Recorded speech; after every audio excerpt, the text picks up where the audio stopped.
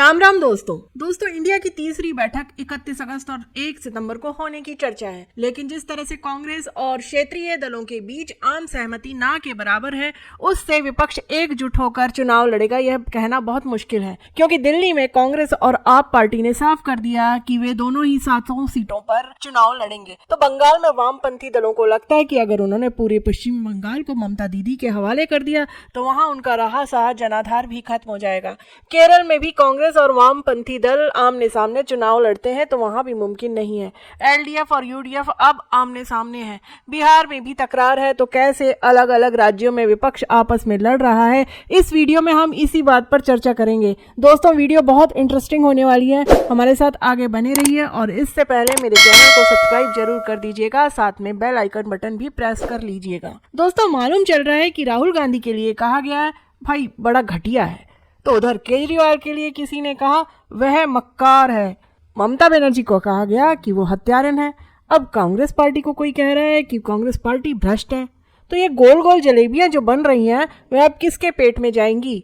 इन जलेबियों को बनाने वालों में सबसे पहले नंबर पर है राहुल गांधी, यानी कांग्रेस के शेर। तो शेर तो अभी लेह की ओर शिकार पर निकल गए हैं, वो भी बाइक पर सवार होकर, जिनकी तमाम तस्वीरें शेयर की जा रही हैं।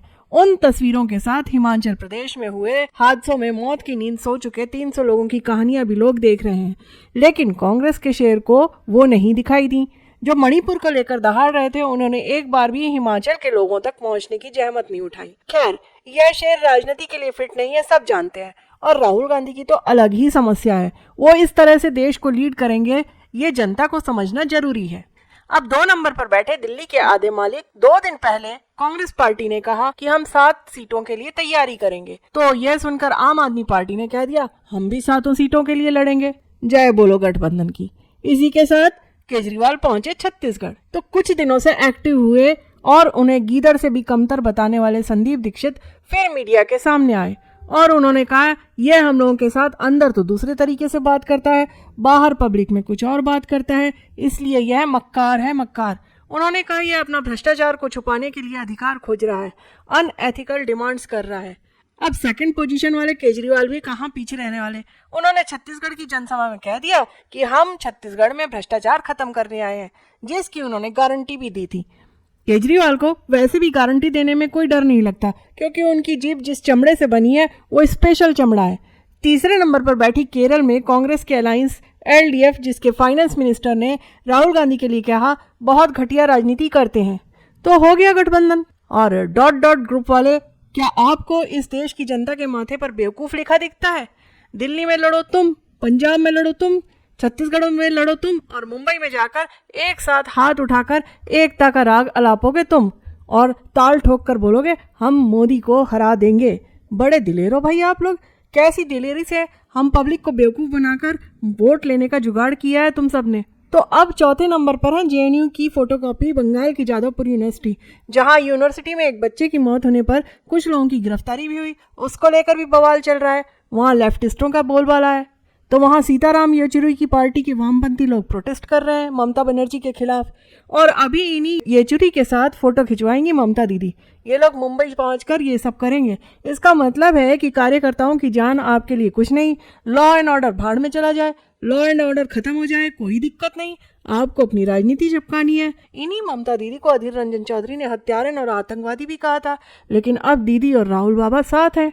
तो बंगाल में भी वही हाल है। इधर पंजाब में फिर से शुरू हो गया है, क्योंकि वहां के कांग्रेसी कह रहे हैं आप पार्टी भ्रष्ट है, इनको अलग करो। भगवंत मान के ऊपर जो उन्होंने चढ़ाई की हुई है वो सबको दिखाई दे रही है, और सबसे ऊपर INDIA में माइग्रेन पवार चाचा भतीजा हैं, जिन्होंने ऐसा खेल कर दिया कि सबकी अकल की लाइट फ्यूज हो गई है। अब यही लोग 10 दिन के बाद फिर से नकली मुस्कान लेकर के मीडिया के सामने खड़े होंगे, विपक्षी एकता का नारा लगाते हुए। तो अंत में अब 5वें नंबर की जलेबी मेकर की भी बात कर लेते हैं। कांग्रेस पार्टी के आचार्य प्रमोद कृष्णन की बहुत लंबे समय से मांग है कि राहुल बाबा को छोड़ो, प्रियंका बेबी को लाओ।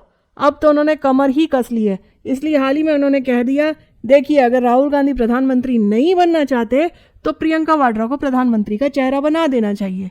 2024 का चुनाव जो है प्रियंका वाड्रा वर्सेस नरेंद्र मोदी हो, तो दोस्तों इंडिया अलायंस में कंपटीशन की बात तो समझ आती है, लेकिन अब तो पार्टी के अंदर फिर परिवार के अंदर कंपटीशन शुरू हो गया। ऊपर से रॉबर्ट जीजू अलग फड़फड़ा रहे हैं, क्योंकि चुनाव तो उनको भी लड़ना है। खबर यह भी है कि उन्होंने कहा है कि सासू माँ नहीं लड़ेंगी तो मैं लड़ूंगा, और सासू माँ की सीट से नहीं लड़ा तो सुल्तानपुर से लड़ूंगा। तो गठबंधन की गाड़ी के पहिए में बहुत सारे पंचर हैं, जिनको कैसे जोड़ा जाएगा ये तो एक मिरेकल ही होगा। दोस्तों परिवार संभल नहीं रहा है, पार्टी संभल नहीं रही है, गठबंधन संभल नहीं रहा है, और लोग दावा कर रहे हैं कि देश को संभालेंगे। तो इसी के साथ मैं लेती हूँ विराम और कहती हूँ आपको राम राम। चैनल को सब्सक्राइब जरूर करें, साथ ही वीडियो को शेयर भी करें। आपके इस सहयोग के लिए मैं तहे दिल से आभारी रहूंगी।